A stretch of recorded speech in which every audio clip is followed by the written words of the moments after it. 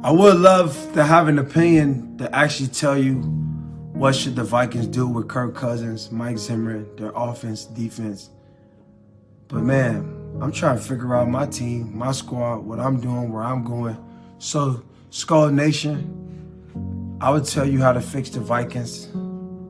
Call Mike Zimmer. Let Mike Zimmer figure it out. He's the best of the best. You guys in good hands. Vikings Twitter, keep business booming. This might be the most ridiculous Antonio Brown update I have for you guys to date, including what is going on in Antonio Brown's camp, a statement that he might potentially make soon, and even a Hall of Fame wide receiver thinking about coming out of retirement to play with Tom Brady. So before we get to the content, we're giving away $500 to a subscriber that turns on our notifications on this channel, and we're also giving away another $500 to a follower on Instagram. When we get to 50K followers, we're about 300 followers away. Now that we get all that out of the way, break!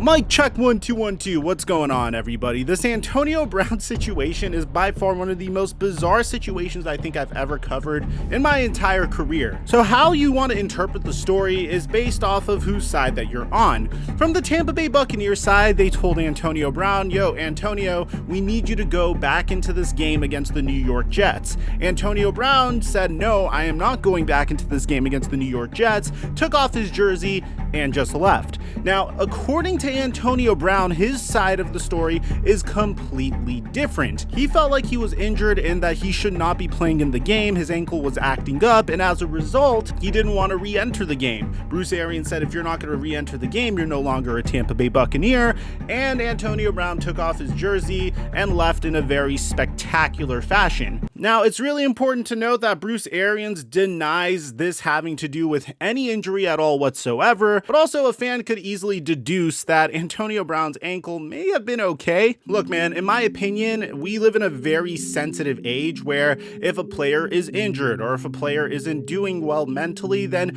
we are more sensitive to that. And I honestly think that's a very good thing. But I feel like there might be instances where players are taking advantage of it, but there's no way that we could truly know or find out. This situation has happened in many other sports in the past. Kawhi Leonard was dealing with a very similar situation with the San Antonio Spurs a couple of years ago. The San Antonio Spurs tried to get him to play a little bit too soon, and as a result, Kawhi Leonard did not trust the Spurs anymore, and they traded him to the Toronto Raptors, and eventually he signed with a brand new franchise. And this is kind of similar in the sense that right before playing the New York Jets, when the Tampa Bay Buccaneers faced off against the Carolina Panthers, Antonio Brown was targeted 15 times. He had 10 receptions for over 100 yards. This was after not playing for 8 weeks. So one would have to think that his ankle was okay.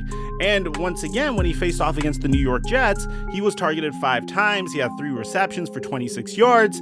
And then he just refused to go back into the game. But on top of that, if you see the way he exited, like he was literally jumping up and down on his ankle. It didn't seem like he was limping at all whatsoever. So there's a whole storyline to this. And apparently, according to Rick Stroud, we have an update from Antonio Brown's camp saying, Antonio Brown update below. Antonio Brown's friends were worried about the pain he was experiencing, so they encouraged him to see a top surgeon outside of the Tampa Bay Buccaneers organization. That visit and MRI confirm his serious pain, and that story is developing. Now, Antonio is known for having a high pain threshold, but the belief is Antonio probably should have never been on the field to begin with on Sunday, and an official statement from Antonio Brown's camp will be issued soon. They have stayed quiet since Sunday. Now, on the complete other side of the spectrum, Antonio Brown is still a Tampa Bay Buccaneer for the 3rd day in a row. Bruce Arians said that he is no longer a Buccaneer, and ever since then, the Tampa Bay Buccaneers have kept him. Now, my initial thought was, hey, maybe Tom Brady is going out to bat for Antonio, considering how Chris Godwin's out with an ACL tear. The Tampa Bay Buccaneers could use as much help as they possibly can get. Another popular theory is the fact that the Tampa Bay Buccaneers are trying to hold on to the rights of Antonio Brown because they don't want him to get signed by another contending team to help them during their own playoff push, because Antonio Brown is a very respected player in the NFL no matter how erratically he behaves off the field, or in this case, literally on the field. But according to Bruce Arians, the Tampa Bay Buccaneers will part with Antonio Brown, but any delay is just a mate of the front office determining which transaction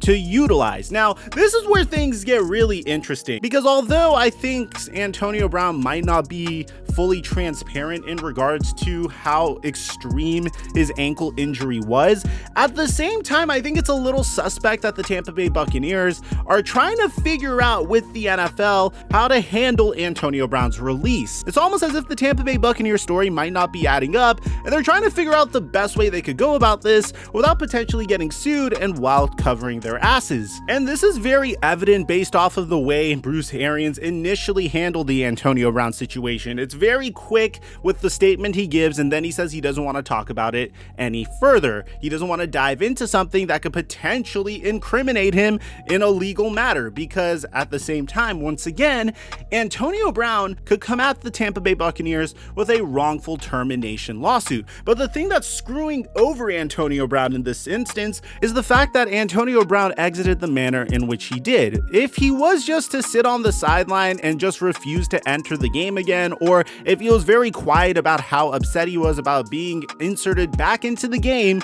despite being injured, then that's one thing. But the fact that he took off his jersey and jogged around, chucked the deuces, got onto the field while his offense was still driving down the field, that's what can classify this as conduct detrimental to the team, and the Tampa Bay Buccaneers can then claim that the reason Antonio Brown is being released isn't because he was injured, but however, it's because he had conduct that was detrimental to the team, which to be honest and to be fair, that was conduct detrimental to the team. I was on AB's side. AB would have had a case if he didn't make a spectacle out of this entire situation. Now you might be wondering, okay, who could come out and replace Antonio Brown for the Tampa Bay Buccaneers as they try to make this run? Well, I think we have one idea of a player that could potentially come out of retirement to help out the Tampa Bay Buccaneers, and maybe he was inspired by the fact that Tom Brady is still playing at the age of 44. Should they be bringing you in for a workout just to see how you compare with these other guys that they're going to bring in? Oh, absolutely. I think I've been working out throughout the course of this entire season. Like I said, there, firsthand, there was an owner that reached out to me at the beginning of the season and told me to keep myself in shape just in case anything has happened. I have done that. You have been out there with some of my sessions. You've seen me run around. You've seen me play. You might think that he's joking, but no, he's dead serious about this. He goes on like this 3 or 4 minute tangent with his argument being that if you think about where they are in the season, they don't need me for a 16-game season. Three games, that's it. Right, 3 to 4 games at the max. Yeah. So yes, I feel like I can go in, I can contribute at a high level and can be productive based on my knowledge of the game. Like I said, I can move. You've seen me run. I was just in Tampa like 2 or 3 weeks ago, at my boy Chad's girls premiere. I trained with some guys 2 days out there. I got in on Thursday, trained on Saturday at the University of South Florida.